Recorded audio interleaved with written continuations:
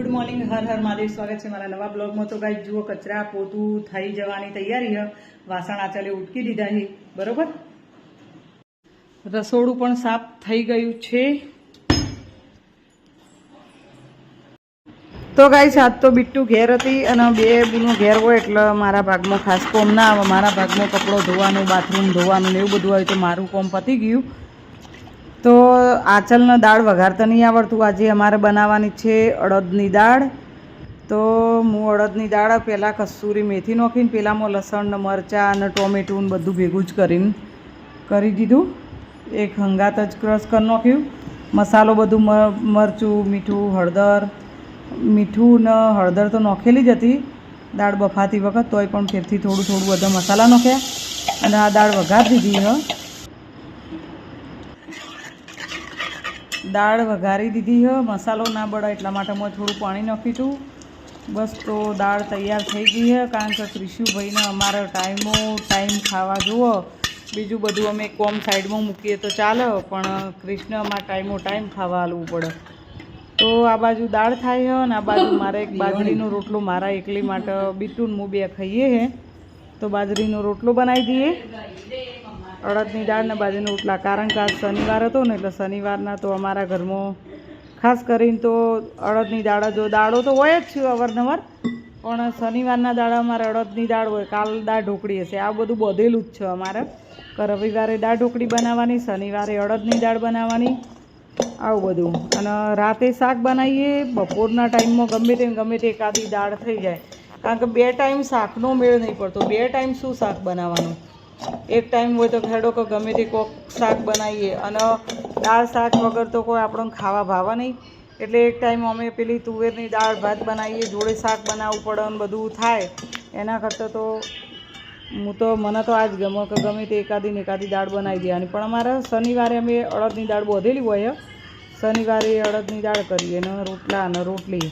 તો મારા માટે હું રોટલો બનાવું બાજરીનો. એક બાજુ કૃષિભાઈને ખાવા આપવાનું. આજે તો સેવ પાડવાનો વિચાર હ. 5 વાગે જેવી. આ છોકરો બધો ઊંઘીને ઉઠ્યો ને, બપોરનું શાંતિથી ઉઠ્યું ને, એટલે વિચાર કે સેવ પાડવી છે ચણાના લોટની. તો જોઈએ, આ તો અમે પહેલાં વહેલી પાડીએ એટલે તમને વ્લોગમાં તો કોઈ બતાવવાના નહીં. મેં વિચાર્યું કે આજે તો વ્લોગમાં નહીં બતાવવાનું, કારણ કે પહેલાં ફર્સ્ટ ટાઈમ પાડતા હોય અને તરત જ અમે જ શીખતા હોય. મેં કોઈ દિવસ દિવાળી ઉપર મેં સેવો પાડેલી નહીં. ના પહેલાં વહેલી જ પાડું, બરાબર. એટલે તમને બતાવીને કોઈ મતલબ નહીં. પહેલાં હું શીખી લઉં અને મને કમ્પ્લીટ ફાવે. તો થોડું આગું પાછું માપ રહે કે ગમે તેમાં થોડું આગા પાછું થાય તો હું આજ નહીં બતાવું. પછી બીજી વાર જ્યારે બનાવવાની થશે ને એટલે બતાવું. તો થોડી 250 ગ્રામ લોટની તીખી પાડી હતી ને બીજી મોડી પાડી હતી સેવ. એટલે ઘરની સેવ હોય ને તો થોડી નાસ્તામાં ને બધા મજા આવે.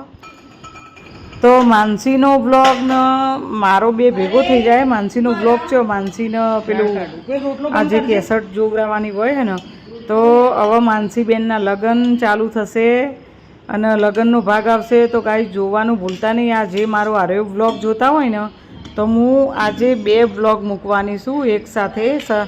શનિવારના જે બ્લોગ આવ્યા છે, અરે શનિવારે દાળ બનાવી એટલે શનિવારનો જ આજનો જ છે. આ આવશે રવિવારે બ્લોગ અંદર ફેસબુકમાં અને યુટ્યુબમાં, બરાબર. તો બંનેમાં 2 ભાગ આવવાના. તો માનસીના લગ્ન જોવાનું ભૂલતા નહીં, ખાસ કરીને માનસીના લગ્ન. અને લગ્ન પછી વિદાય આવશે તો જોવાનું ભૂલતા નહીં. જો કૃષિભાઈને આપણે જમવાનું આપી દીધું. સાસ ઓછી પડી, સાસ બીટું લેવા જાય બીજી, તો આટલી ક્રિશને આપી દઈએ. ક્રિશ ખાતો થાય પછી અમે મારા હજી તો રોટલો ચડે, રોટલો ચડી રહે એટલે ખાઈ લઈએ. તો જુઓ, આવું દેશી ગરમા ગરમ જમવાનું જોઈને ખાવાનું મન થઈ જાય એવું મસ્ત રીતે બનાવ્યું. આવી જ મારા જેવી દાળ બનાવવી હોય અને કોઈને ના ફાવતું હોય, કોઈ છોકરીઓ હોય તો કોઈ ગમે તે હોય, ના ફાવતું હોય તો મને. તો ગાઈસ જુઓ, સેવો પાડવા જઈ રહ્યા છીએ, પણ કેટલા બધા કારીગરો આવ્યા એ બતાવું હો સેવ પાડવા માટે. જો ચડીએ પાટલી. તો ગાઈસ આ તો આજનો વ્લોગ. મળીશું બીજા વ્લોગમાં. ત્યાં સુધી બાય.